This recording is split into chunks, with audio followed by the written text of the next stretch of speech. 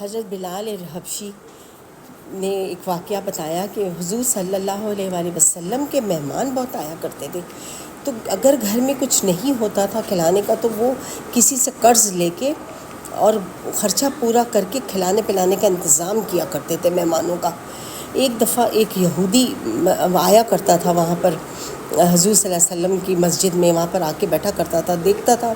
کہ کیا چیز کیا ہو رہی ہے، تو وہ اس نے کہا بلال حبشی سے کہ تم مجھ سے لے لیا کرو ادھار، اگر تمہیں ضرورت پڑے تو تم مجھ سے لے لیا کرو جب تمہیں ضرورت پڑے۔ تو حضرت بلال حبشی نے ایک آدھ دفعہ اس سے لے لیا، تو اس نے وقت کا طے بھی پا گیا کہ اس وقت تک وہ پیسے ادا کر دیں گے، لیکن وہ وقت آنے سے پہلے ہی وہ تقاضا کرنے لگا۔ تو حضور صلی اللہ علیہ وسلم سے جا کے اس نے شکایت کی یہودی نے،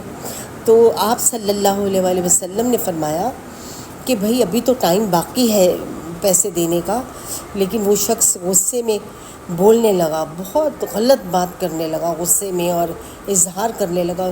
حضور صلی اللہ علیہ وسلم کے سامنے، اور لیکن پھر بھی آپ مسکرانے لگے اور آپ نے کہا بلال حبشی سے کہ جاؤ انہیں کھجوریں اس وزن کی ناپ کے دے دو تاکہ ان کا قرضہ پورا ہو جائے، اس کھجوریں ان کو ناپ کے دے دو۔ تو بلال حبشی وہاں پر چلے گئے۔ حضرت عمر جو تھے وہ یہ سارا واقعہ دیکھ کے تلوار نکالنا شروع ہو گئے، تو حضور صلی اللہ علیہ وآلہ وسلم نے فرمایا کہ نہیں عمر، تلوار نہیں نکالو، اس کی ضرورت نہیں ہے، صحیح ہو جائے گا۔ اور پھر فرمایا کہ اس کے ساتھ جاؤ اور اسے کھجوریں دے دو، وہاں پر کھجوریں ہیں، وہاں سے نکال کے کھجوریں ناپ ناپ کے اس شخص کو دے دو۔ جب حضرت عمر اس شخص کے ساتھ گئے تو بہت غصے میں تھے اس کے رویے کے اوپر کہ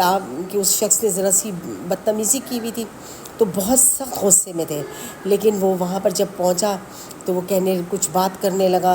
وہ شخص یہودی حضرت عمر سے کوئی باتیں کرنے لگا، تو حضرت عمر نے اس کی باتوں کو اگنور کیا اور اس کو کوئی جواب نہیں دے رہے تھے۔ جب جواب نہیں دے رہے تھے تو اس شخص نے کہا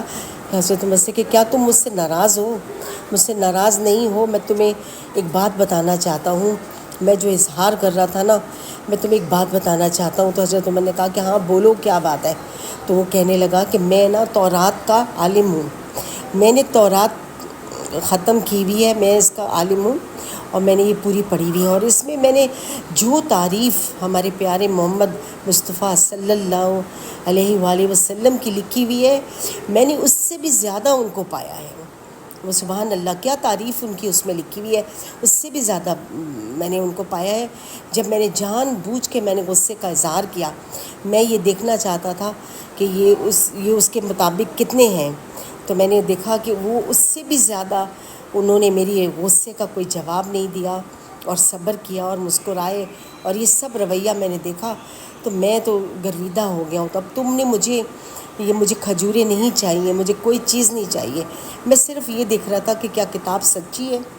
تو کتاب تو سچی تھی، لیکن اس میں یہ بھی بتا دیا کہ دیکھنے میں اور بھی سچے تھے، تو مجھے تم پیارے نبی کے پاس لے کے چلو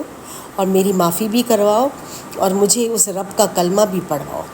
تو یہ کہہ کے اس نے حضرت عمر سے کہا، تو حضرت عمر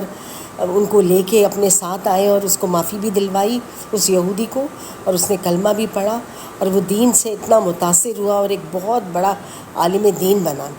آپ دیکھیں کہ وقت کتنی عجیب چیز ہے کہ انسان کو ایک سیکنڈ نہیں لگتا رویہ خراب کر لے، لیکن وہ جان بوجھ کے کر رہا تھا،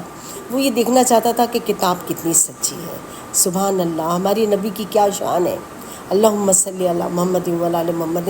کما صلیت علی ابراہیم وعلی آل ابراہیم انک حمید مجید۔ اللہ اور اس کے فرشتے سلام بھیجتے ہیں پیارے نبی صلی اللہ علیہ وآلہ وسلم پر، ہمیں بھی درود اور سلام بھیجنا چاہیے۔